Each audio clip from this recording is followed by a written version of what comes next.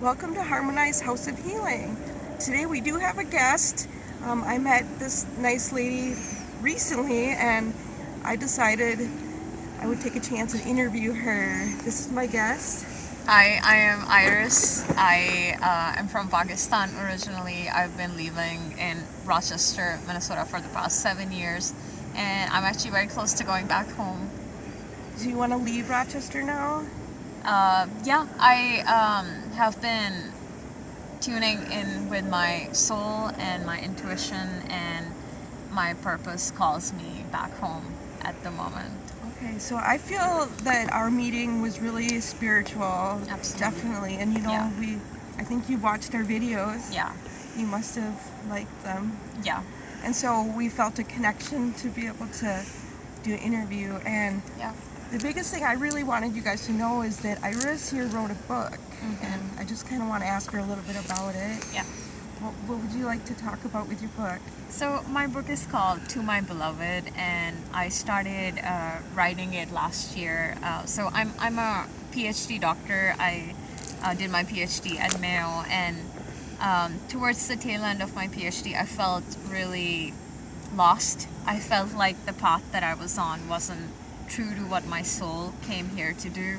So I went on a pilgrimage to go back to the place where I started my study abroad journey, and then I visited some friends, New York City, So what year was this that you started your pilgrimage? last year. So September 2023 is when I started it, and then I actually went back home to. So I was searching. I was trying to connect with my soul, my intuition, to figure out what my next steps were, because staying a scientist, staying in the US wasn't feeling right, and staying in the US also for a couple of reasons, because of everything that is going on with the establishment targeting immigrants and science and women and LGBTQ, but also this country being one of the main funders of or funding source of the genocide in Gaza. So these were all things that were not sitting right with me, but I was Can I still say wanting to stay something? here. See, I Yes. was trying to be a Freemason, if Yeah. you know what that is. Yeah, And I was just feeling like it was just based on trauma and war, and yeah, that's why I disconnected myself from it, because of Yeah. all the war yeah, that's attached to it. yep, yeah. And so I can see that you're a real peacemaker.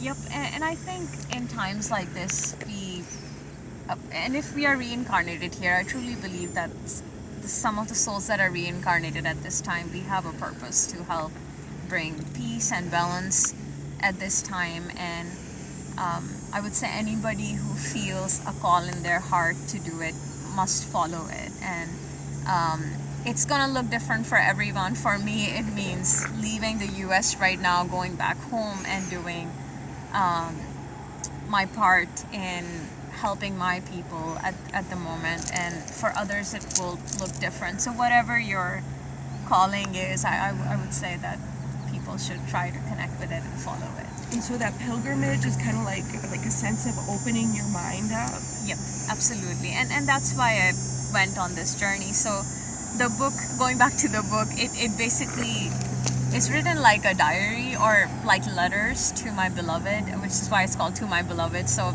it's a series of letters that I wrote to my beloved as I was embarking and going through this pilgrimage.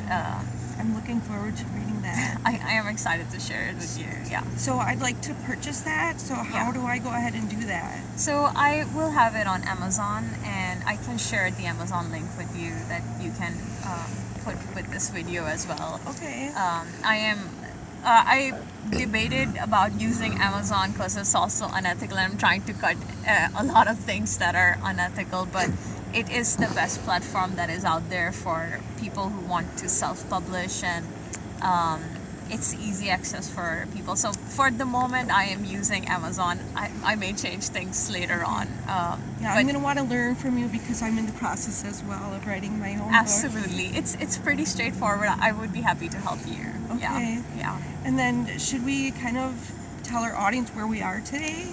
Yep. Do you want to tell them or should I? You can go ahead and tell people. And I would actually like us to get another, like a panoramic view of where we are today. Yeah. So today we're at Quarry Hill in Rochester, Minnesota, and many years ago this was a quarry and the state used to use it, and then it's been dedicated to Rochester, so now people can go out and hike in nature.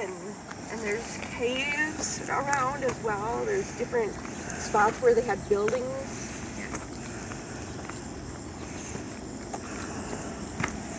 Caves here too. I think for the most part they're man-made caves where Yeah. they used to store food. There's like Makes sense. refrigerator storage. Yeah.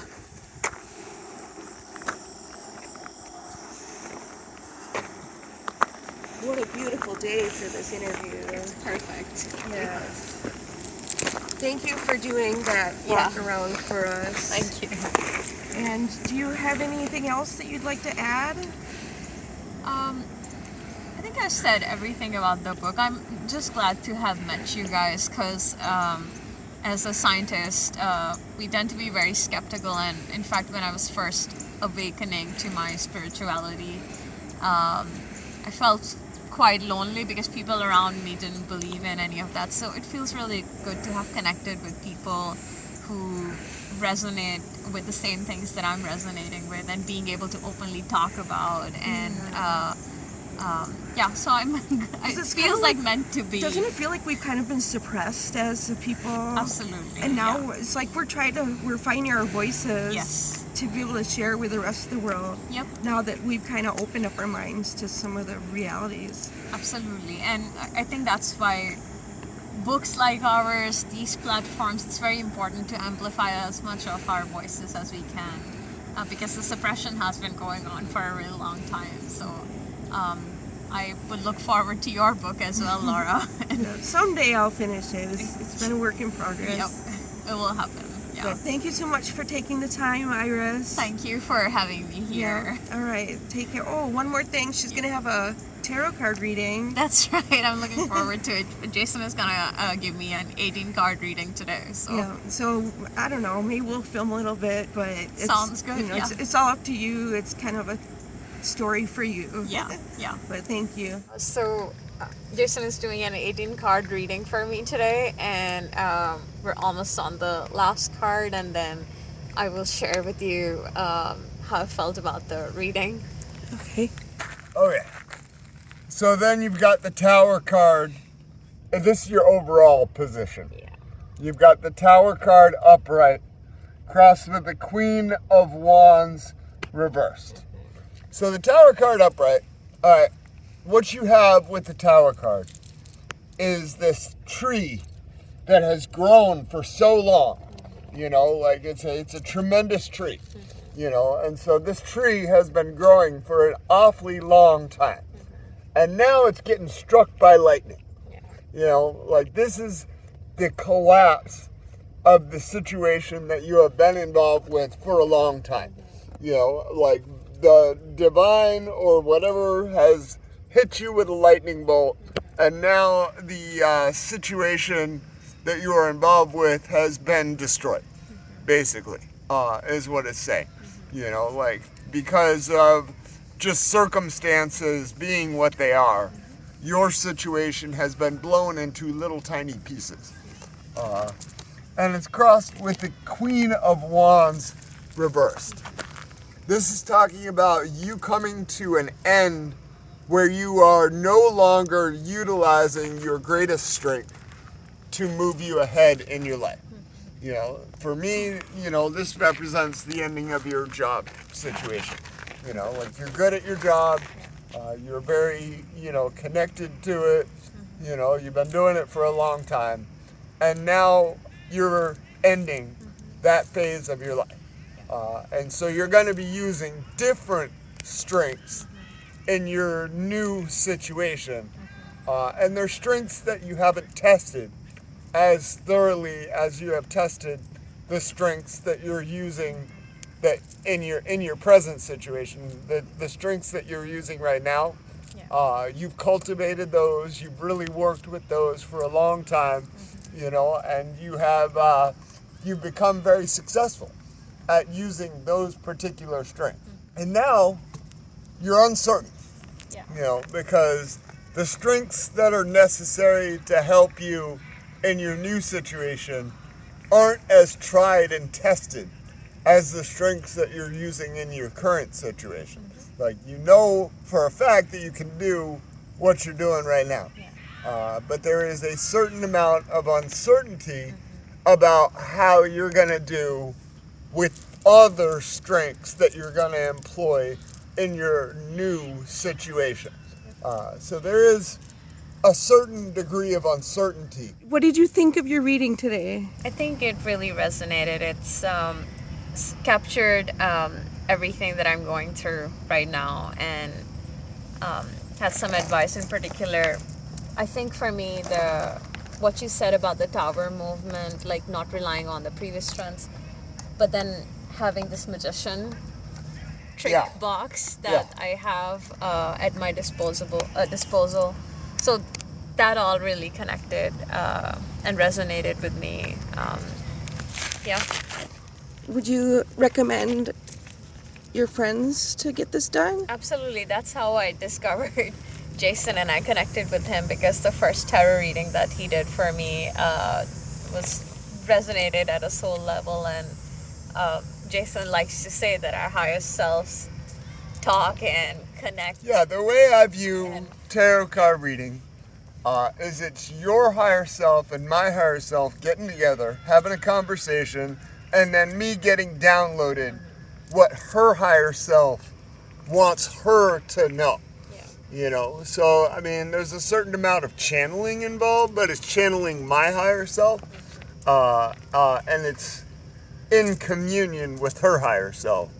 You know, like another way of describing it is the Holy Spirit, you know, like, which is the spirit that inspires prophets and other, you know, people on a healing path, you know, like, so I believe that the Holy Spirit also factors into tarot reading. All right, thanks, Jason. All right, so tonight, this is Iris's last night here in Rochester. Here's Jason. And we just wanted to say tonight that we did a nice drum circle, and tomorrow Iris is flying home. So we all wish her a safe journey and a blessed adventure in her life, and may she fulfill her life's purpose in a beautiful way. Thank you so much.